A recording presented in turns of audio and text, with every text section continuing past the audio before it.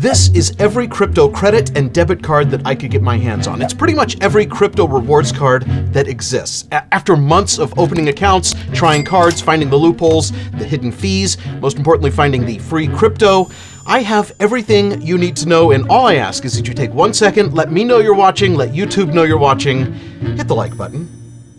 Let's jump right into the first one. It is the FTX Visa Debit Card. This is a card with no fees, but also no cash back.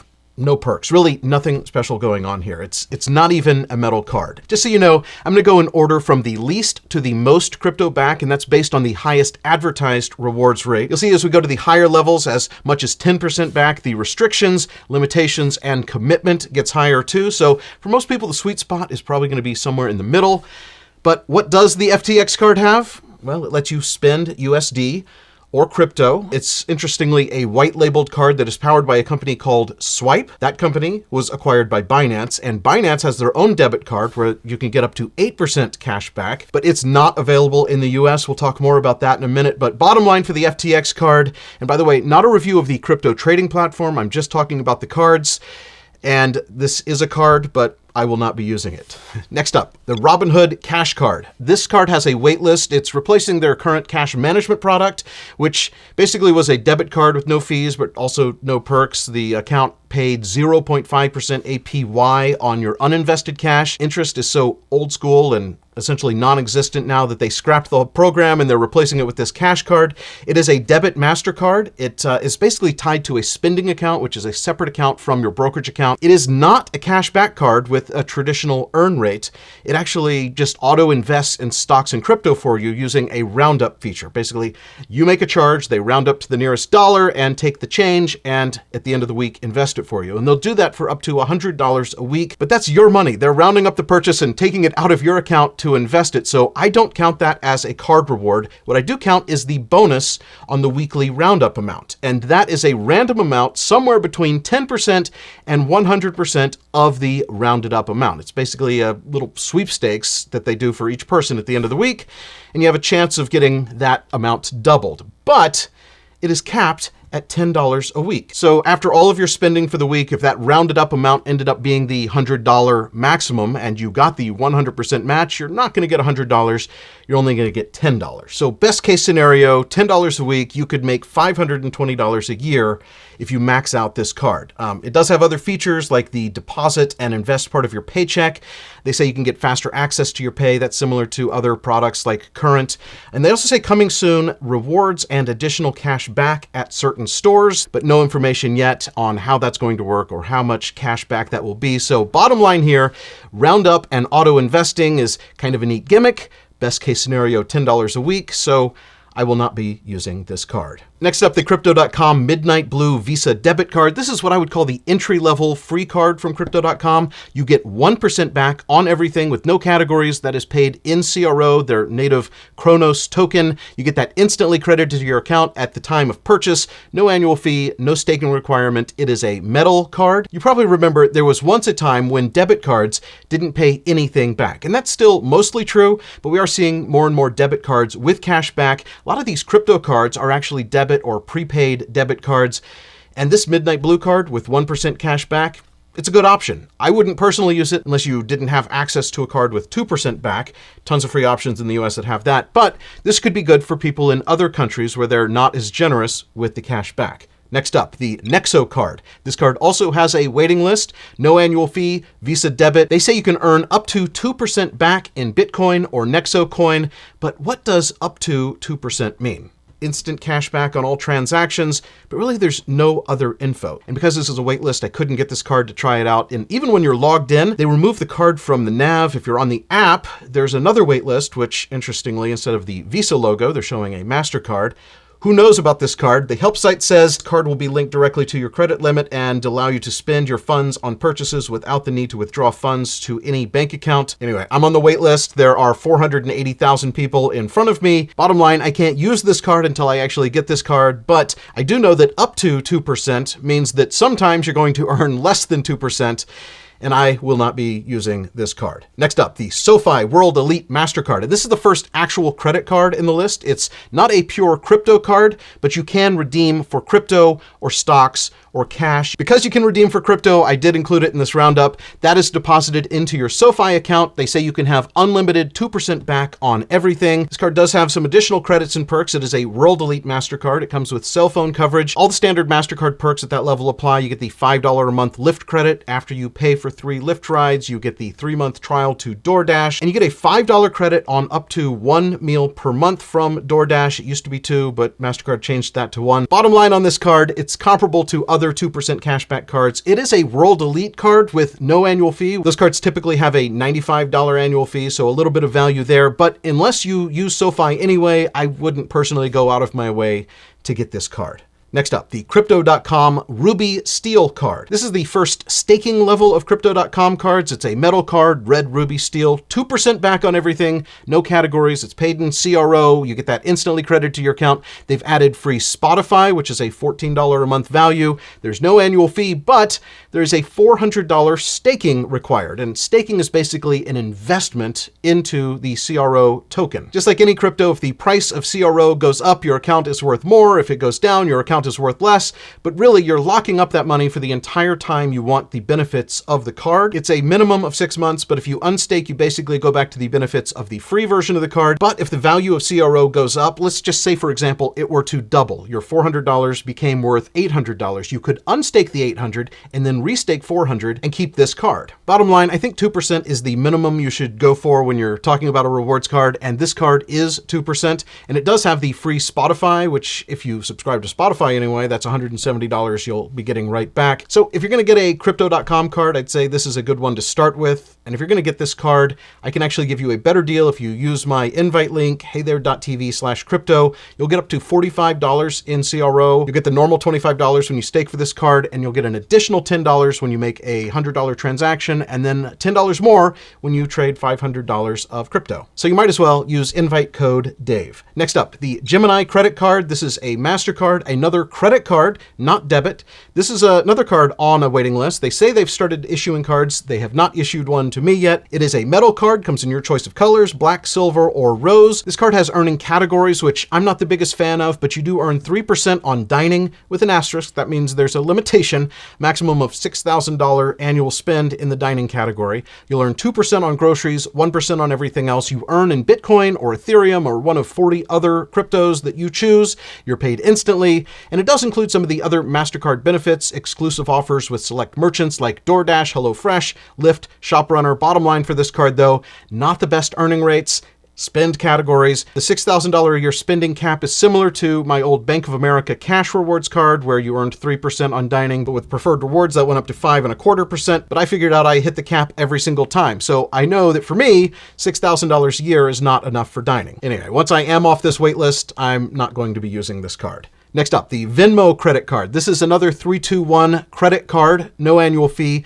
3% though in your top spending category, which I like better than them telling you you have to spend your money in dining. 3% in your top, 2% in your next highest category, 1% on everything else. And those are some pretty useful broad categories like dining and nightlife is one, travel, bills and utilities, health and beauty, grocery, gas, transportation, entertainment. I would use this card in the 2 categories where you don't have another card that is giving you more. And you earn in cash or your choice of 4 different cryptos: Bitcoin, Ethereum, Bitcoin Cash, or Litecoin. And I would say that this card definitely wins the Functional Design Award. That design is actually the QR code for your Venmo account. So if you want someone to send you money, they can scan the code and send it right to you. Just don't let them scan the back of the card where your credit card number is printed and then they steal your money.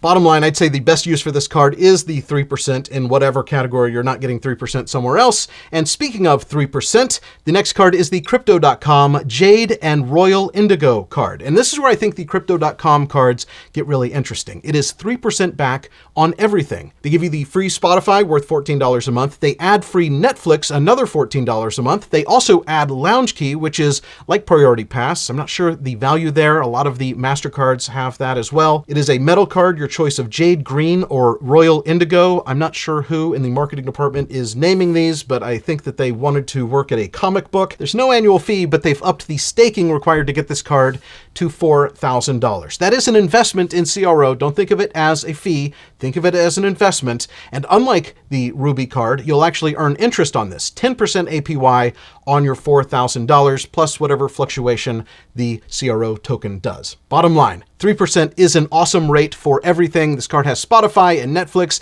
That is worth $340 a year if you use those services. It includes Lounge Key. I'd say if you were going to invest $4,000 in CRO coin anyway, getting this card is a no-brainer. But if not, $4,000 is just too much to tie up into something that you wouldn't invest in anyway. Again, heythere.tv/crypto, up to $45 of CRO when you use my invite code DAVE. Next up, the BlockFi Rewards Visa Signature Card. This card has a special place in my heart. It was my first crypto credit card. I did the grand unboxing right here. And when you pull, oh, that's sweet. Look at that action. Why am I such a sucker for cool packaging? This is another real credit card. There's no annual fee. You earn crypto on everything in Bitcoin, Ethereum, Litecoin, USDC, and more, all of the ones on BlockFi. The rewards accumulate on a monthly basis, and you're paid on the second Friday of each month, so you can actually switch which coin you want right before your points get converted into your chosen crypto. There is a sign-up bonus that will give you 3.5% back for the first 3 months. Then it is 1.5% back on everything. Once you hit the $50,000 a year spend level, though, that bumps up to 2% on everything else. This card does have some other perks. It is a Visa signature card. You get rental car collision damage waiver, CDW coverage. It also includes the emergency perks, luxury hotel. It is a metal card. It is a black card. I can tell you it has held up well. All of my cards are still taped together from making that thumbnail.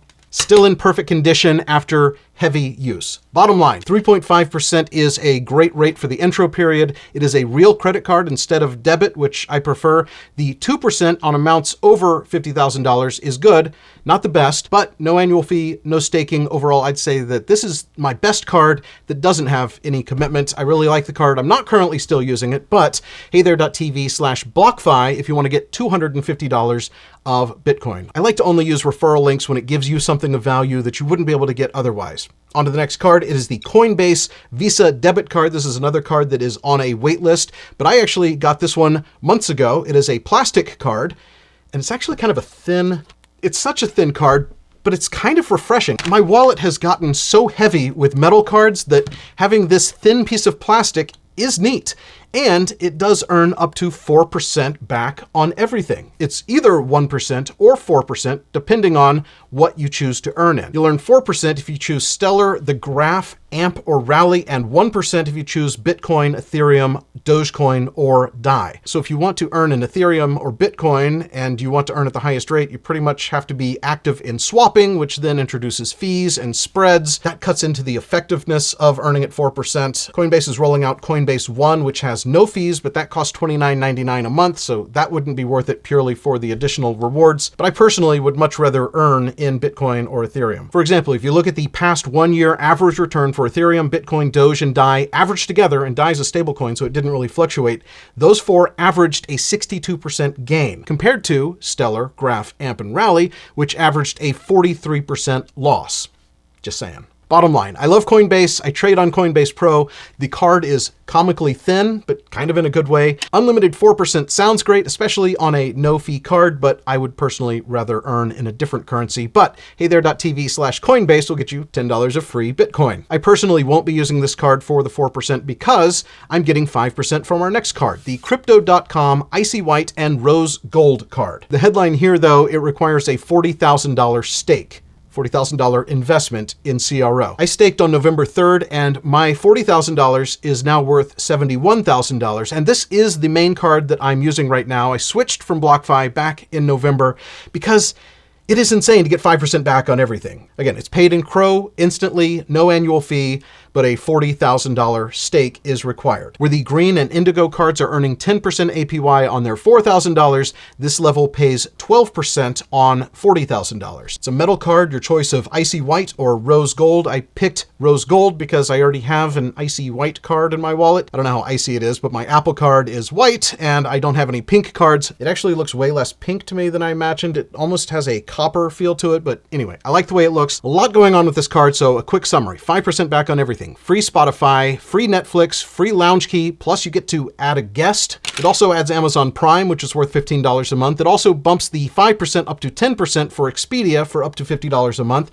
It also adds a 2% bonus in the Earn program. It definitely has the most perks of any of the cards we've talked about. They did announce changes to their Earn program. They basically lowered the APY across the board, and then if you have more than $30,000 in the program, they're cutting those new lowered rates in half, which basically ruined my plan for an infinite money glitch. I was staking $1 million to earn 12% back in USD, basically $120,000 a year, $10,000 a month, and I took that $10,000 and I was using it to pay for my credit card expenses. It's basically like having a credit card that paid for itself. But I still do like Crow as an investment. 5% back is unbelievable for everything. Free Spotify and Netflix and Amazon Prime and lounge key and a guest and a 2% bonus in Earn. Again, $40,000 is way too much to tie up in something that you wouldn't invest in anyway. But if you would invest $40,000 in CRO anyway, having this card is a no-brainer. But can we beat 5%? Yes, we can. Crypto.com's Obsidian Black Card. I think Obsidian in this case means obscene because the staking requirement is obscene, $400,000, but I do kind of want it. And I'll probably get it. If you thought 5% was crazy, this card gives you 8% back on everything. That's borderline ridiculous. Again, paid in Crow instantly, no annual fee, but a huge $400,000 stake requirement. That $400,000 does earn 12% APY, just like the Icy White and Rose Gold. The card is black metal. It is nice looking. I don't know if this is normal, but in my Apple Wallet, the card is actually the black one. Quick summary, 8% back on everything, 10% on Expedia up to $50 a month. They also give you 10% on Airbnb up to $100 a month, free Spotify, free Netflix, free Amazon Prime, free lounge key, free guest. They also add a private jet partnership, which I don't think I'll ever use. I think basically if you book a private jet through their partner, they give you a bottle of champagne. Woohoo! But I am considering upgrading to this card and staking the $400,000 and earning the 12% on that because I like CRO as an investment. Bottom line, 8% back on everything. My sales tax rate here is 8.25% back, so it's like not paying sales tax on anything. All of the free perks are things that I actually use and pay for anyway. Spotify, Netflix, Amazon. The Expedia and Airbnb are nice, but it's capped. It's 10%, which is only a little better than the 8%, so I'm not sure why they cap it. I personally still like Centurion lounges over the lounge key. I don't think I'll ever use the private jet perks, but if you would invest $400,000 in CRO anyway, why not get this card? And can we beat 8%? Well, maybe. The Binance Visa Debit Card. I mentioned it earlier. It earns up to 8% cash back, but it is not available in the US. It's not available in the UK, not in Canada, not Australia, not New Zealand, which those countries account for 60% of my audience. But if you're in one of the 31 countries where this card is available, I'd love to know what you think about it. But real quick, it is up to 8%. It is tiered, just like the Crypto.com cards, similar levels ranging from 0.1% back to 8% back. You have to hold Binance Coin, BNB, so similar, but without any of the free stuff. And if you read the fine print, they promote this as no fees, but buried in their help site, it actually does say that there's a transaction fee of up to 0.9%. Also in the fine print, the earnings are capped at 6,000 euros per year. Again, Binance.com is not available in the US. Binance.us does not have a debit card. Binance owns the company that powers the FTX card, so maybe they'll make a US version of the card. Hopefully they would get rid of some of those limitations, but I'm not holding my breath because Binance.us is not even available in my home state of Texas or in Hawaii, Idaho, New York, or Vermont. So we'll see. But is there anything better than 8%? Well, the Voyager Debit Mastercard advertises 9% rewards. The card is in early access. I created an account, added myself to the waiting list, and they say 9% rewards with no annual fee and easy as cash. But on closer inspection, that is 9% APR on the top-up deposit balance in your account. Sneaky. I mean, 9% is a good rate for USDC, especially without any other staking requirement, but it's not really a credit card reward, so I don't even think it counts. They also have 3 tiers of loyalty. That's based on how many VGX tokens you stake. They pay 7% on that VGX stake in VGX, and staking apparently gives you an extra 0.5 to 1.5% as an annual rewards booster on selected assets. I couldn't find more information about what that means. So bottom line, whenever I get off the wait list, I am not going to bother getting this card because it is not 9% back. Moving on. The M1 Finance Owner Rewards Signature Visa Card. It is our last card. It is another real credit card. It promises up to 10% cash back. Music to my ears, but the keywords there, up to 10%. You'll get 10%, 5%, or 2.5% cash back with select brands that you hold as an investment in an eligible portfolio. That's the kicker. If you invest and you shop from one of these in the 10% category, which includes Tesla and Netflix, you get 10%. The 5% category has some airlines, American Airlines and Delta, some food categories, Domino's, Chipotle. The 2.5% category has Apple, Amazon, DoorDash, Uber, and then it's 1.5% on everything else. And there are some good brands, some that I buy from, some that I invest in, but the biggest downside, the earnings are capped at $200 a month, which to me seems a little strange because the 1.5% everything category is pretty low. And I guess they had to cap because Tesla is in the 10% category and theoretically you could buy a Tesla with your card. I don't know. With the cap, your best case scenario on this card is $2,400 per year if you maxed out your earnings. Overall, though, that is just too limiting to me to be worthwhile because I don't use M1 for investments. And this card is the only one of all of these cards with an annual fee. It's $95. They do waive it if you have an active M1 Plus membership, but that membership is $125. So bottom line, kind of a cool concept, investing in things you buy, but the motivation for investing seems a little bit skewed. I guess this card could be gamed for up to $200 a month, $2,400 a year. But for me, the rewards are just too limiting for this to be my everyday carry card. For me, out of all of the crypto cards out there, the ones that I'm going to keep and keep using are Crypto.com's Rose Gold, 5% on everything and a bunch of free perks for things that I buy anyway. I'm possibly going to upgrade to the Obsidian card. Maybe if there's another big pullback in crypto prices, if I ever decide to sell my CRO investment, I think I would go back to either my BlockFi card or maybe the $4,000 level of the Crypto.com card. That is still 3% back on everything. I'm a big fan of everything else cards. The Coinbase 4% on everything is hard to beat, but I would want to exchange my Stellar Lumens for Ethereum, so I'd have to see how that works into the percentage. Or more likely, I would just use a non-crypto card and aim for 5% back or more. Or maybe I'll just do this whole exercise again. Probably not, but I do want to know which cards you're most interested in, and if I missed any that you absolutely love, put it down in the comments. I also have my referral links down there, and if there are any other companies that want to sponsor the channel and give you guys a better deal, I will add their links to the description too. But for now, that's all. That's the latest from here. Thank you guys for sticking around to the end of this super long video. Please do comment to let me know that you made it to the end. I am Dave Hanson. I will see you back there for the next Hey There Dave here.